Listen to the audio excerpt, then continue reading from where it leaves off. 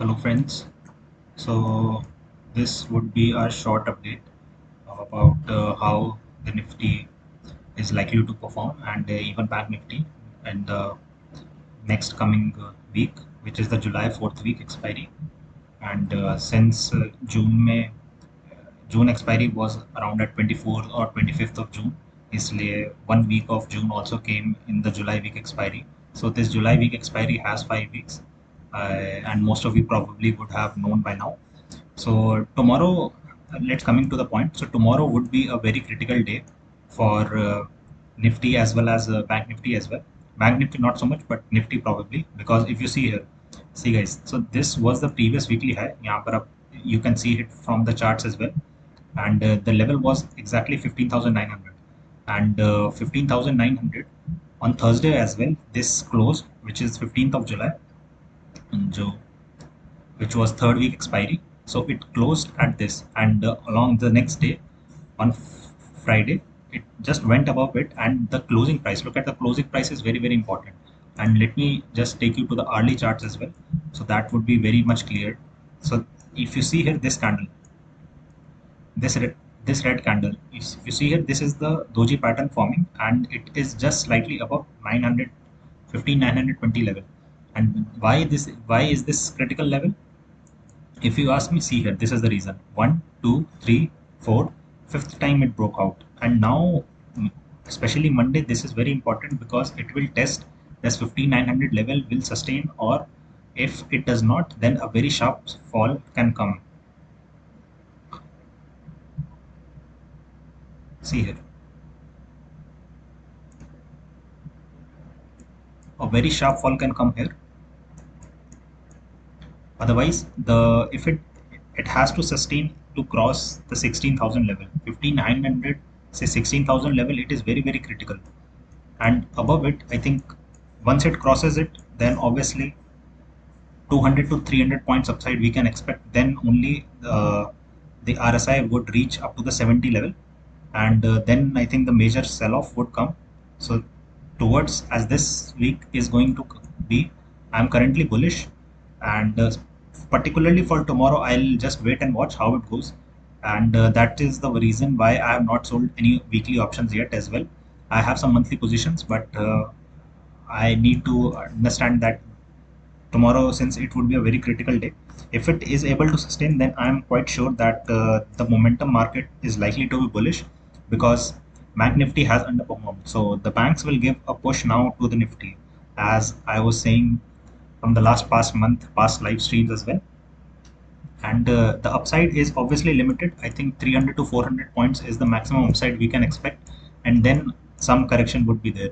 So that upside which we are talking about is entirely going to be Bank Nifty driven, and that is my view. Obviously, you, if you have some other views, or you want to share some any ideas, you feel free to open and just put it down below the comment section, and I'll come live in the markets as well to discuss about what are the stocks that are happening, the major price actions, and the major movements which we are taking, and for intraday or maybe for 2 to 3 day purpose swing trading, which are the stocks that could be beneficial.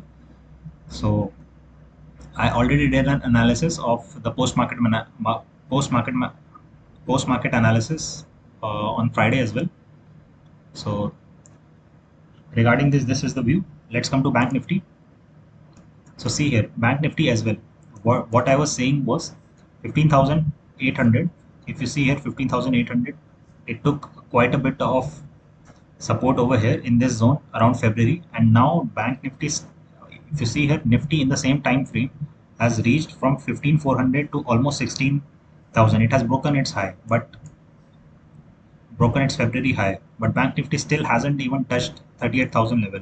So if you see here, there is approximately 1,500 points. The gap is still here, 1,500 points, guys, and which, if you see here, it is 6% coming out to be on the charts. If you see here, so which banks will drive this? So the major banks to drive this are HDFC Bank, Kotak, ICICI, and obviously Bajaj Pins. So these are the stocks which will move Bank Nifty forward, and that will also give Nifty a 300 to 400 boost upside. because if you see here, Bank Nifty has underperformed quite a bit, and along with this, some sector specific stocks are about to showcase results, and that will also have an impact on Nifty and Bank Nifty going forward. So this was a short analysis. I'm not going today in the